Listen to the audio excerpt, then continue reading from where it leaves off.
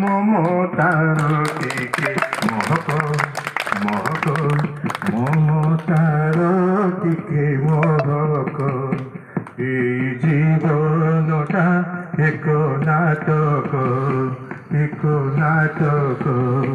High নাটক। महाराणा जे कि कारगिल युद्ध रे निजर बलिदान देथिले आमे समस्त जानिछे।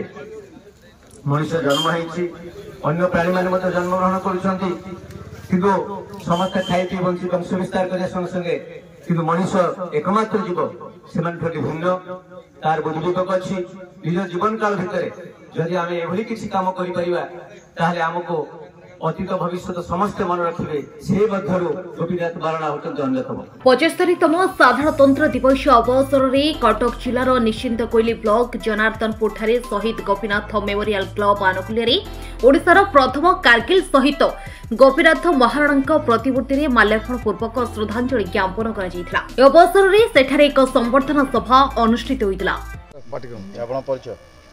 रवींद्र बेहरा ये शहीद मेमोरियल क्लब कोषाध्यक्ष अच्छी कौन आमर शहीद गोपीनाथ मेमोरियल क्लब दीर्घ दिन क्लबटा 19 मसीह बात्या पर ये क्लबटा आनुष्ठानिक भाव गढ़ी उठी एवं सरकारी स्वीकृति प्राप्त आ द्वारा आम गोटा ए वर्षर गोटा छोट प्रयास कलु जे समस्त सांबादिक बंधु मानक एवं सम्मानित अतिथि मानक गोटा मानपत्र हिसाब से गोटा देलु आमर किछिटा दाबी भी रोचे। दाबीटा या कि आम क्लबटा टी अवहेलित रूप में पड़ी तार टे केमती पुनरुद्धार हो पार। द्वितीय दाबीटा रोचे आम जो रास्ताटा जोटा होची एटा शहीद गोपीनाथ ना रे ये रास्ताटा केमती नामित होगा दरकार ये मो वक्तव्य शेष कर। जय जगन्नाथ।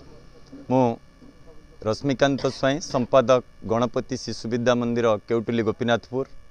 आज पवित्र साधारणतंत्र दिवस रे शहीद गोपीनाथ महाराणा मेमोरियल क्लब तरफ जो संबर्धनार कार्यक्रम आरंभ करा जायथिला से परिप्रेक्षी रे अनुष्ठान समस्त सभ्य मानक अशेष अशेष धन्यवाद ज्ञापन करुछि।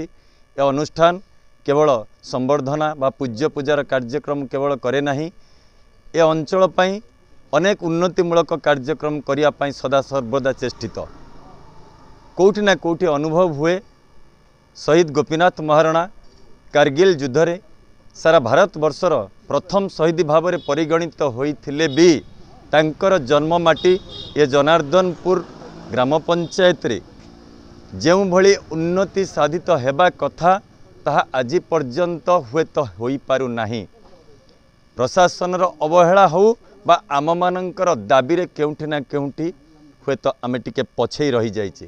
तेणु आपण मानक भली सांबादिक बंधु मानक जरिया रे मान्यवर मुख्यमंत्री एवं ओडिशा सरकार निकट में आम निवेदन रखुचु कारगिल प्रथम शहीद गोपीनाथ महाराणा जन्म माटी जहाँ कटक जिलार ये जनार्दनपुर माटी ये महानदी चित्रोत्पलार ये दोआब अंचल जो भली कटक जिलार उन्नति हवा कथा एवं ये कटक जिलार ये माटीर उन्नति हवा कथा ताहा आम आपणक जरिया तांको निकट में प्रेरण करुछु। विशेषकर ये अंचल एक कृषि प्रधान अंचल ये कृषि प्रधान अंचल रे जलर जो जलसेचन सुविधा दरकार पड़ुछि एठी अभावी चाषी मानकर जो भली भाव में चाष उन्नतिर दरकार पड़ुछि ताहाकु मध्य ए अनुष्ठान बा शहीद मेमोरियल ट्रस्ट तरफ आमे दाबी रखुछु सरकार निकट में गमनागमन जेतिकी भी सुविधा होइछि ताठारु यथेष्ट सुविधा और आवश्यकता मन हुए। तेणु आपण मानक जरिया रे आमे सरकार निकट निवेदन रखिबू यथा संभव ये शहीद गोपीनाथ मेमोरियल क्लब प्रचेष्टा अनुरोध रे ए माटीर उन्नति करिया पई आमे सरकार निकट रे दाबी रखुछु। जय जगन्नाथ। संबर्धना सभा मुख्य अतिथि भाव सालेपुर तहसीलदार शिव मल्लिक और मुख्य वक्ता भाव निश्चिंत कोइली तहसीलदार दिलीप कुमार नायक जोगदे शहीद को स्फूर्तिचारण करथिले। समाजसेवी रश्मिकांत स्वाई अध्यक्षतार अनुष्ठित सभारे सरपंच विश्वभूषण नायक प्रधान शिक्षक देवप्रसाद कर डाक्तर श्रीराम प्रसाद पांडे समिति सभ्य रंजन कुमार बेहेरा प्रमुख शहीद गोपीनाथ बलिदान संपर्क में आलोकपात करथिले। ए अवसर में स्थानीय गणमाध्यम प्रतिनिधि शिक्षाविद और समाजसेवी मानक संबर्धित करा कार्यक्रम परिचालन में क्लब कार्यकर्ता रमाकांत महारणा, आलोक महारणा, प्रशांत सेठी, रवीन्द्र बेहेरा तथा सदस्य माने कार्यक्रम परिचालन में सहायता करथिले। मु जनार्दनपुर शहीद गोपीनाथ मेमोरियल क्लब सेक्रेटरी।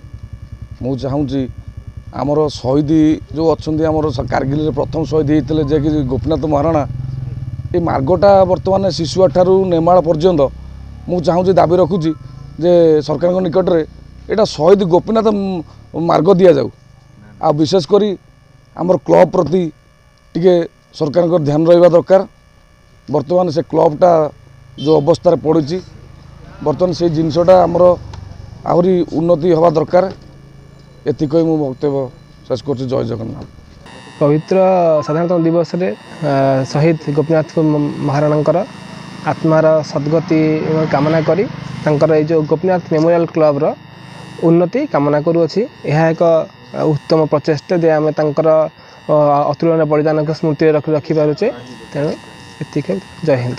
आज पवित्र दिवस रे शहीद गोपीनाथ मेमोरियल क्लब तरफ जो संबर्धना उत्सव आयोजित होती यह अत्यंत साधु उद्यम। यह एक पूज्य पूजार कार्यक्रम। एथिरे अनेक वरेण्य विशिष्ट व्यक्तित्व मानक आज संबर्धना एवं आमे समस्ते आज ये शहीद पाखे आमर गभीर श्रद्धांजलि ज्ञापन करूँ एवं तत्सहित आज ये देशपाई बलिदान देइथिबा अनेक वीर पुरुष मानक मध्य श्रद्धांजलि ज्ञापन करूँ। अत्यंत साधु उद्यम।